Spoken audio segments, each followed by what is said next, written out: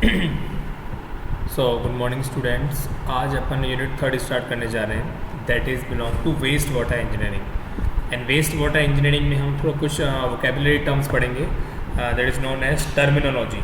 ठीक है, तो पहला जो टर्मिनोलॉजी दैट इज़ सीवेज। तो सीवेज क्या होता है? Basically sewage is a combined form of water and liquid waste which is generated by different activities in the community. Okay, after that, if this liquid waste generated after domestic activities, it is known as domestic sewage, and if it is generated by industrial activities, then it is known as industrial sewage. Okay, and if it is coming from heavy rain and storm, it is referred or it is known as drainage or runoff. I told you about runoff in hydrology. Runoff is profit for hydrology, but runoff is loss for irrigation. I explained you about this thing in irrigation engineering. Domestic and industrial sewage are together taken as sanitary sewage. In a combined form, domestic and industrial sewage are known as sanitary sewage, and the stuff or the waste which is coming from kitchen and bathroom is in a combined form is known as sewage. SULLAGE. What is sewers? Sewers are that pipe or conducts which are carrying the sewage from one point to another, known as sewers. So you understand what is the meaning of sewage, what is the meaning of sewage, what is the meaning of sewers. Next is sewerage system. These words are almost similar, but the meaning are very different. So what is sewerage system? The entire process of collecting, treating and disposing the sewage is referred as sewerage system. First of all, you will have to collect the sewage, then you will have to treat, and then you will have to dispose the sewage in water bodies like rivers, like seas. So this all process is known as sewerage system. So sewerage system is performed by the conducts, and in conducts or in pipe, sewage is taking place or sewage is flowing from one place to another place. On the basis of collection of sewage, basically it is divided into three parts. First is separate, second is combined, and third is partially separate. So what is there in single or separate system? In separate system there are two pipes. First pipe to carry sanitary sewage and second pipe to carry drainage. And in combined sewage, where is combined sewage, there is only single pipe to carry both. Both means sanitary sewage as well as drainage. If we talk about partially sewage system, then in some cases certain portion of drainage or certain portion of runoff is allowed to mix with the sanitary sewage, especially originating from where? Originating from roof and paved courtyard, which is known as angan of the individual household, and system is referred as partially sewerage system. So basically, if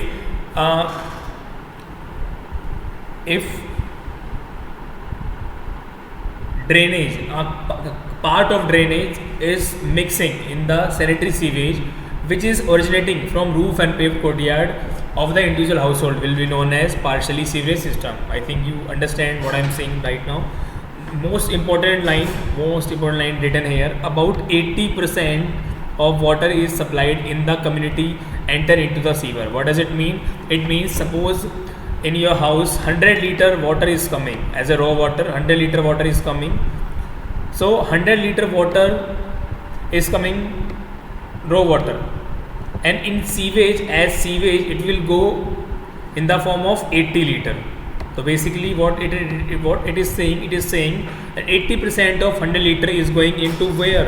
Into sewers. Okay, standard form.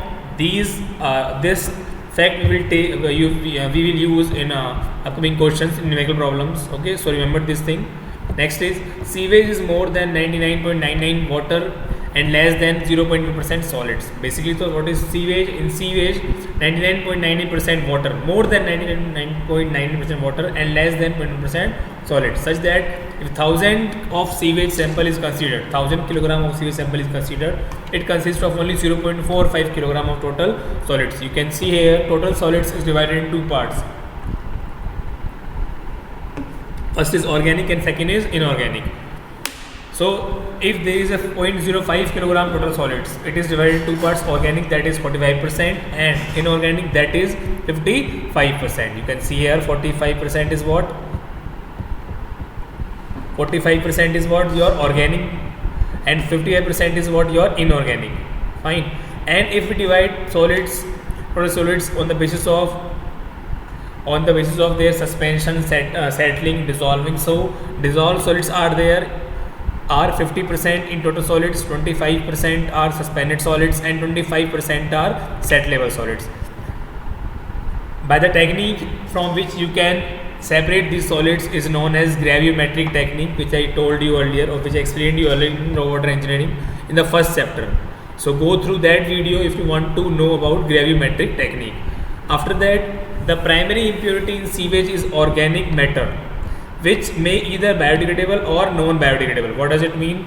If you talk about raw water, then if you talk about drinking water or raw water, then primary impurity is what is microorganism, because we are consuming treated water in daily life, but here organic matter is prime impurity, because organic matter will be decomposed by the help of microorganisms, and microorganisms consume oxygen from the surrounding, and after that they will decompose, means they will break out the compounds, they will break out the organic matter, and they will consume carbon from organic matter.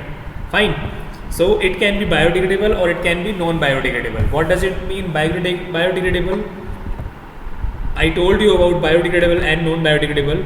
So biodegradable organic unit, that which can be decomposed by a microorganism due to the utilization of carbon from it, that act as source of energy for the ether in presence or absence of oxygen.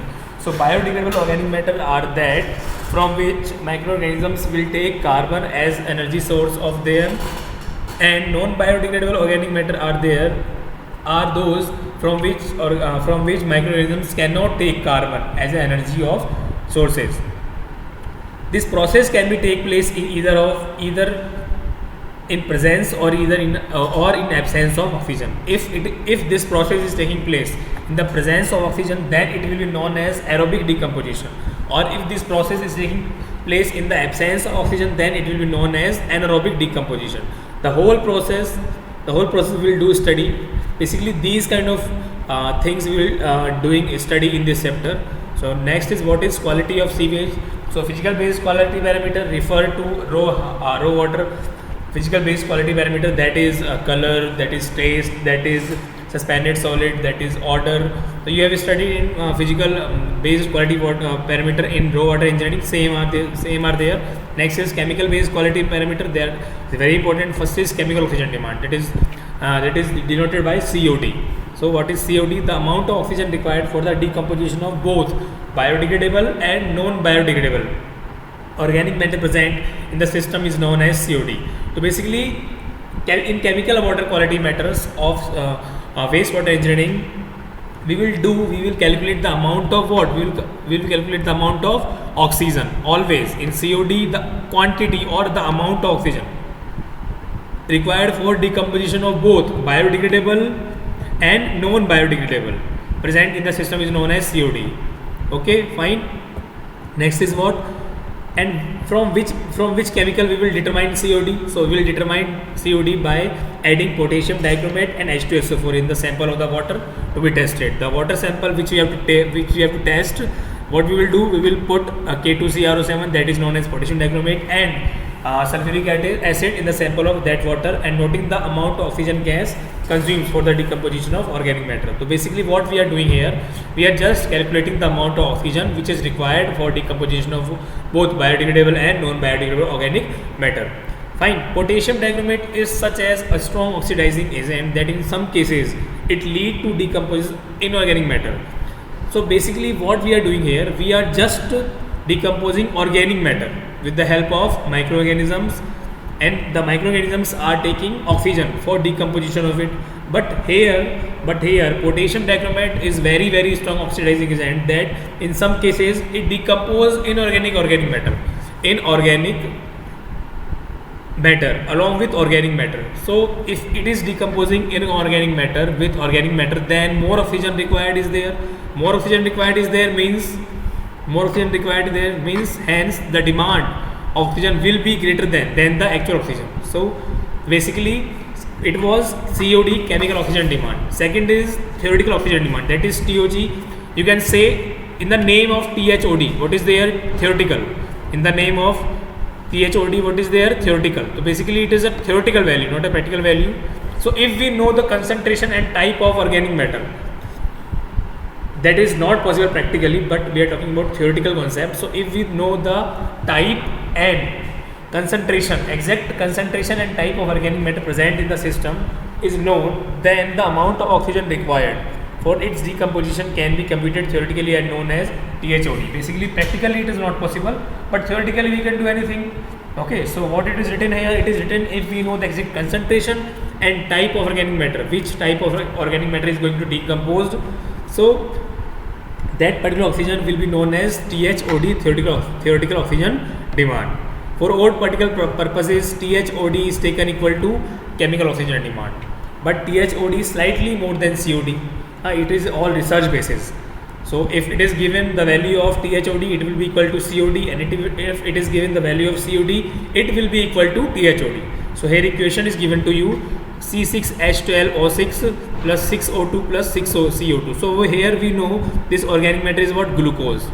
So for 1 mole glucose, there is a need of 6 mole of oxygen required for the decomposition of what? Glucose. After the decomposition, 6 mole of carbon dioxide is occurring and 6 mole of water is taking place. So here we know what is the type of organic matter, that is what? That is glucose, and concentration of organic matter, that is what? 1 mole. So for this purpose, for the decomposition of this kind of organic matter, the amount of oxygen required will be known as THOD.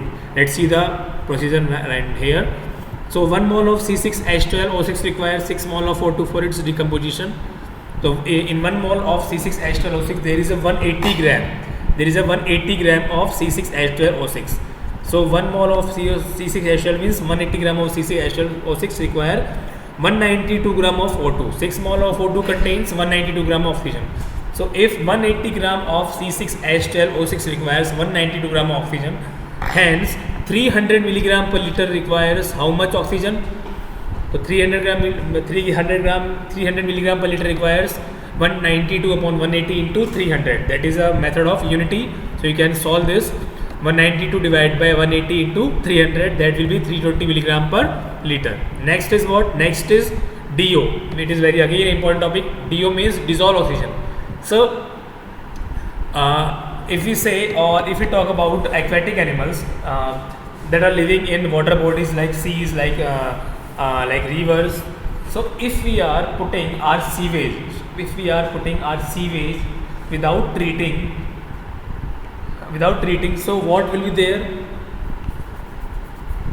We have put the sewage in river bodies or in water bodies, and after putting, decomposition will take place. Who will do decomposition? Microorganisms will do decomposition with the help of oxygen present there.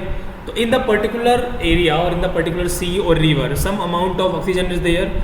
That amount of oxygen is required for aquatic animals for their living. And if those microorganisms who are taking oxygen for the decomposition of organic matter, so the requirement of oxygen will be less for the aquatic animals. Understand? So what it is written here, the determination of DO present in sewage is very, very important. While discharging the treated sewage into some river stream, it is necessary to ensure at least 4 ppm of DO in it. So basically when you are putting your treated sewage, it is very important, or it is very concernable, or it is very necessary.